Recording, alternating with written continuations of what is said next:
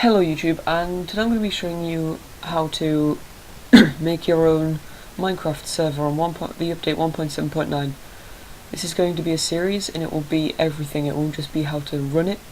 It will be port forwarding, set up the plugins, how you set up plugins, how to add your own logo, how to get a cheap host if you want to do this on a certain thing. I'm currently helping out, or I am using a host called Vortron, a very cheap, reliable source SSD website hosting and Minecraft hosting. They do all mod packs, you just have to choose. It's as cheap as £4.77 per gigabyte. It is £27 for 6 gigabytes, which is what I'm currently doing. Okay, so let's get to it. So all you need right now is you need to go get Spigot. We are not going to be using Bucket. I want you guys to have the best quality server you can get, which is why you've got a Spigot. Spigot basically allocates the most RAM to your server. It makes all the craft bucket errors go away, and Spigot is designed so it can run smoother and faster. This is why we're going to be using Spigot. And you also need a .bat file, which I'll just show you how to make now. You just want to create a normal text document. You don't have to name it. Open it. Type in what's on this. I recommend Notepad++, by the way. I recommend this code. For your server to be running smoothly, you need at least 2 GB RAM or 3 GB RAM. But I'll be putting this code in the description below for you. You have to do this exact name with this exact jar file.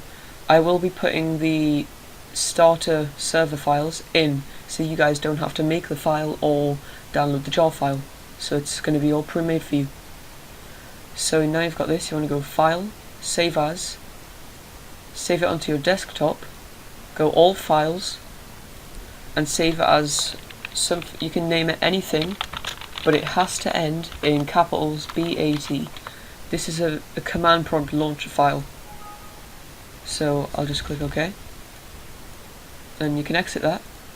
And then you want to pop your jar file and your CMD file into the server.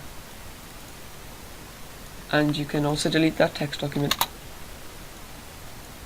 Now all you want to do is run your server. You don't need to port forward just yet, just run it.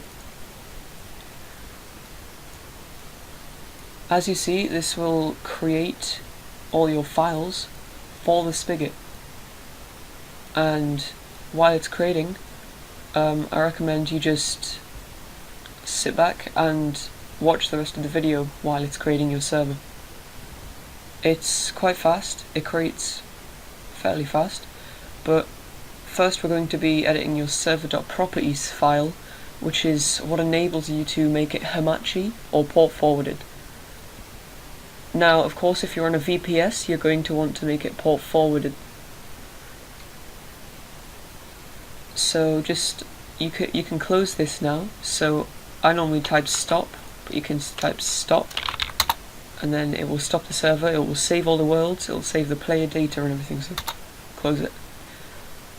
Now I'll also be giving the download to WinRAR, Notepad++, the jar file and the run file and all the server data. So open server.properties and click edit with Notepad++. This has everything that you can change your server.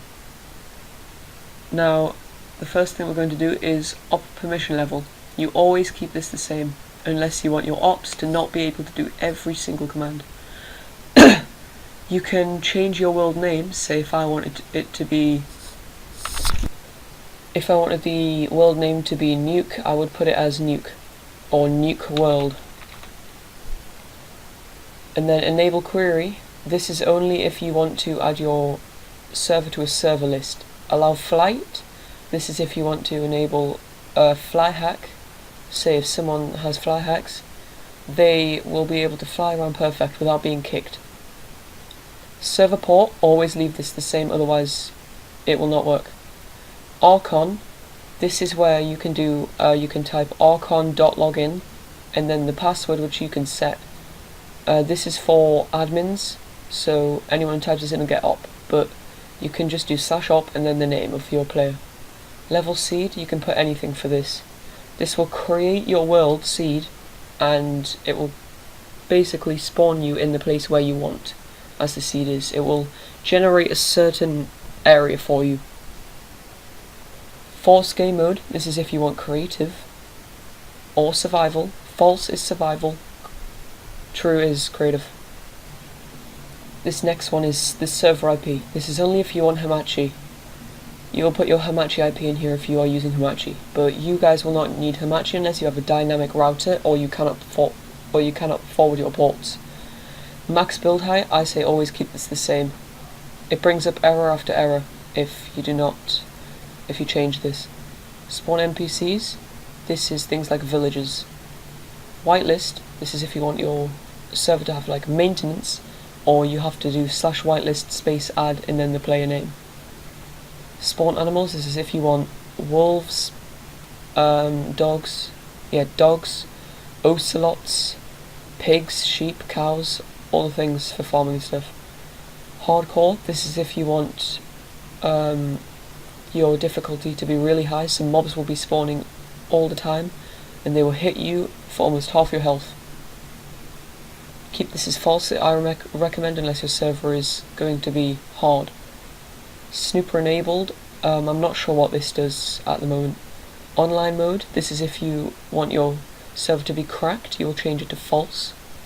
If you do not want it to be cracked and you want it to be premium, you keep it as true. The resource pack, if you put your directory location, you can make the users download a resource pack and the server will recommend it to them, so they have to use that resource pack. PvP, this is if you want player versus player, which is attacking other people. On, or to be off, which is false. Difficulty, this is like hardcore, except you can put it up yourself. 0 is peaceful, 1 is easy, 2 is normal, and 3 is hardcore. Enable command block. Change this to true if you want your command blocks to be used. Game mode, this is also creative, 0 survival, 1 creative, 2 adventure, and I think it's 3 as the new one, which I haven't saw yet. The player idle timeout, if someone goes AFK, you can set a certain time limit when they will be kicked from the server, so I say set this to 10 minutes for now. 30 minutes, sorry. You can set your max players, all we're going to need right now is about 5. Spawn monsters, this is if you want zombies, skeletons, spiders, all that kind of things to be spawning in. Generate structures of villages and temples and places where you can loot things. View distance, keep this as 10. MOTD, which is the message of the day. This is when you go on your server and before you log in you can see sort of a line of writing, so you could have the names, you could have nuke server, and then beneath that you would have something like come join us 24/7. This is the MOTD right here. So we're just going to change this to bracket, never put brackets, sorry. I'm going to put bracket, well, dash 24/7 dash friendly admins shop nuke craft. Then save this file and you're fine for now.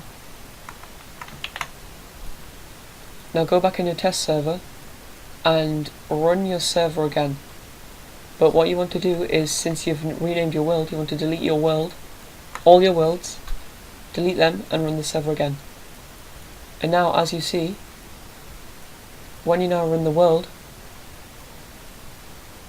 it will recreate the world for you, but it will name it your name that you named it. nuke world nether, and nuke world the end. None of this is needed right now. It's basically got whitelist and all that kind of stuff. So if you want to go through the last settings of your actual server, I'll just do it now. You can close this now, and we'll go in this. Plugins, we will be doing further on in the series. Banned IPs is when you do /ban IP space, then the IP. Ban players, you ban players. These are lists. Bucket.yml, this is basically all the settings for what will happen. So if you want animal spawns, the max animal spawns per minute, you can do 400. Monster spawns, 1. Autosave, this will be I think it is 600, it'll be 1 hour and 30 minutes. No, this will be 100 minutes per thing, so I'm going to save this to 10 minutes as autosave. So if it says shutdown message, I would say change this, server closed down, or restarting for updating plugins. Never change this permissions file unless you changed permissions to a different name. You can change if you want the end in the server, and I'm going to keep it in for now. You can close that. Commands.yml, this is practically just command blocks. Now you can do /icanHasBucket. This will just give you a message. Help.yml, this is what will be shown on help. You can change this yourself, and I'll be doing this in other videos. Ops, you can add ops. Say if I wanted, you have to get rid of this bracket to actually do it.